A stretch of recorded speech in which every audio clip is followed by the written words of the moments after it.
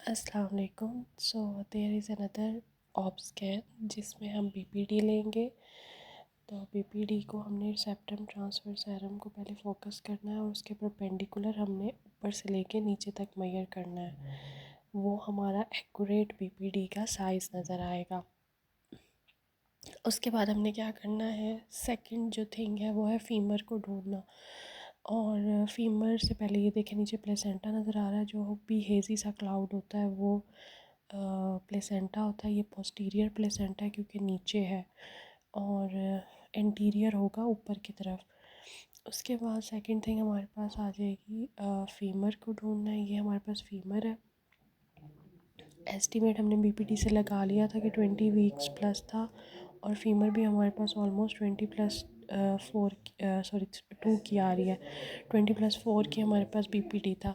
तो 2 वीक्स तक का जो डिफरेंस अगर दोनों में आता है तो ये नॉर्मल है। अगर उससे ज़्यादा आएगा तो फिर आपने अपनी रिपोर्ट में डिस्क्रिपेंसी लिख देनी है कि हमें ये लग रहा है।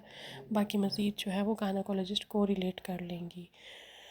उसके बाद का जो स्टेप है वो हमारे पास इसका एफसीए देखेंगे हम।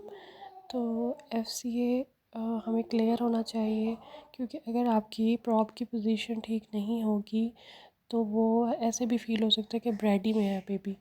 तो ये हमें एक्यूरेटली नज़र आना चाहिए कि हमारा जो हार्ट है बेबी का, हार्ट के जो भी 4 कस्प्स हैं वो क्लियर होने चाहिए। उससे हमें फ़ील होगा कि बेबी का हार्ट एक तो सही है और उसकी हार्ट बीट भी सही है। मोस्ट ऑफ़ द केसेस में ऐसा होता है कि अगर पेशेंट काफ़ी फैटी हो, हेल्दी पेशेंट हो जिसका बीएमआई ज़्यादा हो, उनमें बड़ी मुश्किल से एफसीए मिलता है। तो आपने फ़ोकस करके रखना है अम्बिलिकल एरिया पे और उसके अराउंड प्रॉप को इधर उधर घुमाना है, तो इंशाल्लाह ज़रूर नज़र आएगा। ये देखें, अभी हार्ट के हमें 4 कस्प बिल्कुल प्रोमिनेंट नज़र आ रहे हैं। ये दरमियान में इवन उनकी चैम्बर्स तक, उनकी सेप्टेशंस तक नज़र आ रही हैं। तो ये हार्ट को बिल्कुल क्लियर कर रहा है कि एक तो हार्ट बीट अच्छी है, एफसीए रेट ठीक है, और वो है भी नॉर्मल बच्चे का हार्ट। ठीक है। उसके अलावा और बीपीडी में मैं बताना चाह रही थी कि जो ब्रेन मैटर होता है उसकी तरफ भी हम फोकस कर सकते हैं। 20 वीक्स में बेस्ट है कि आप एनॉमली स्कैन करवाएं, वरना आप खुद भी देख लें कि ब्रेन मैटर कितना अच्छा डेवलप हुआ है।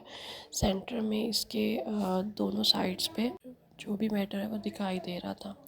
ये मैंने हार्ट को अगेन फोकस किया जिसमें ये क्लियर नज़र आ रहा है।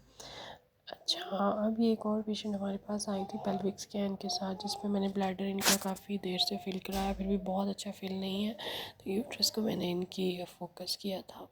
ये एंटीवर्टेड यूट्रस ही है इसके ऊपर, जिसमें मैंने देखनी थी कि इसकी एंडोमेट्रियम कितनी है। अच्छा, जो हमारा लॉन्गिट्यूडनल व्यू होता है ना, अगर उस पर आपको क्लियर नहीं आ रहा, आप ट्रांसवर्स व्यू में भी देख सकते हैं। ट्रांसवर्स व्यू में उसकी एंडोमेट्रियम हमें नज़र आ रही है, जो कि इतनी थिक नहीं है। तो नेक्स्ट वीडियो में मैं आपको दिखाऊंगी कि पेल्विक स्कैन जिसका बहुत अच्छा ब्लैडर वो कैसे करना है।